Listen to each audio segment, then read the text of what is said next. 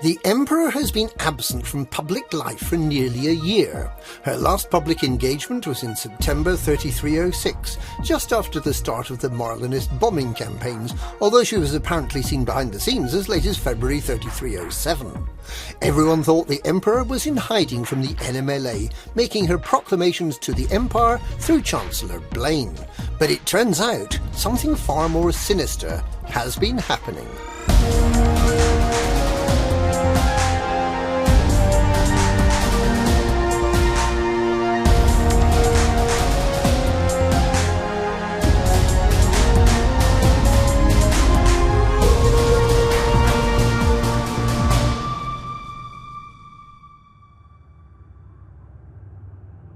Following assistance from a number of commanders who tracked down 4 Omega Network beacons and decoded messages found on those beacons, the affiliated counter-terrorism unit believes that until Sunday, Emperor Arissa was being held prisoner in a cryopod labelled E16, meaning 16th Emperor, by the Empire-aligned military organisation Darkwater Inc. in the Summerland system.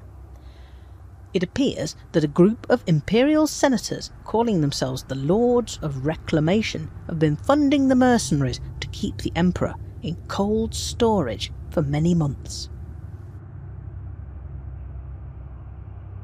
The Neo-Marlinist Liberation Army appeared on the scene quite suddenly in September 3306, bombing 3 starports and assassinating Prince Harold Duval, Princess Aisling's father, amongst others. They wanted to achieve by violence what a number of fringe Republicans within the Empire had been quietly campaigning for years, to restore the original Democratic Republic that was founded back in 2292 by Marlin Duval. That republic only lasted 4 years, and the 16 emperors of the empire that followed have run one of the largest, most successful and enduring political entities in human history. Just why the NMLA sprang up so suddenly remains unanswered. It certainly had support from some wealthy individuals, such as the Landgrave of Madrid.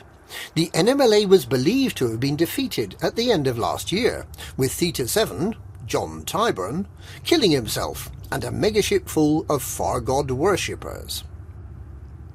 Based on the information gathered over the past weekend, it now seems that the NMLA may have been funded, organised and possibly manipulated by the Lords of Reclamation. This may go some way to explain past events. For example, the Landgrave of Madrid didn't have the political clout to help Theta 7 escape from the Serene Harbour interrogation facility, yet escape Theta 7 did. Darkwater Inc. seems to have been training NMLA members at the wish of the Lords of Restoration. The Lords speak of installing a new figurehead to replace the martyred Theta 7, explaining they had not expected him to die so soon. The NMLA, it seems, may have been pawns in a game they weren't fully part of. Known members of the Lords of Reclamation are Senators Karl Nerva, Ursula Torquatus, and Alberto Guerrion. These are not the sort of people you'd expect to find supporting the abolition of the Empire. Torquatus is a fine Republican name, but it seems at least possible that this is not an ideological group seeking to re-establish the Republic of Achenar from 1,000 years ago, but may instead be a cabal intent on removing Arissa and the rest of the Duvals from the Empire. If they want to remove the Duvals, and if they don't want a democracy, then they presumably have a replacement emperor lined up. If the emperor is to be replaced, there seem to be 2 possibilities. Either the lords are themselves run by a ruthless individual who wants to be emperor and will stop at nothing to achieve it, or the lords plan to install a puppet emperor and to run the empire from behind the scenes. Let's look at the possible suspects. We can safely rule out the Princess Aisling. She was devoted to her father, so she seems unlikely to have murdered him. She has repeatedly called for the Emperor to be seen and has expressed publicly her concerns. And as the senior Duval after the Emperor, and possibly Hadrian, she's probably next target on the Lords of Restoration's hit list. We can similarly rule out Senator Caspian Leopold. He's worked to keep the Duvals, Aisling and Hadrian safe from harm during the NMLA bombings. He's had the opportunity to assassinate both Duvals, and has not done so. Chancellor Blaine has been near the centre of power for years, since before Arissa. He was Chancellor to Hengist, and he continued as Chancellor under the current Emperor. He issues proclamations on behalf of the Emperor, and he is the main channel of communication between the Emperor and her subjects. Surely he must have been aware that Arissa was missing. He was spoken about as a possible candidate to replace Hengist in 3301. Another would-be emperor is Senator Denton Petraeus. One of his aides, Brendan Paul Darius, is infamous as the murderer of the 15th emperor, and although Petraeus naturally distanced himself from the assassination, it seemed likely that he may have been attempting to prevent the wedding between Emperor Hengist and Arissa's mother Florence. If Petraeus was willing to murder in 3301, why wouldn't he be willing to try again now? As Fleet Admiral, Petraeus stirred up the Neo-Marlinists and may have helped to win support for the NMLA, thus creating problems for the Empire and creating those pawns that the Lords of Reclamation have been using. Senator Zemina Torval, the mining magnate and slave owner, also falls under suspicion, at least partly because she wears a torque, and the word torque sounds a bit like Torquatus. She was the only senior Imperial who remained in the Empire along with Emperor Arissa when all eyes were on the Galactic Summit in February and March 3307, round about the time the Emperor is believed to have been kidnapped.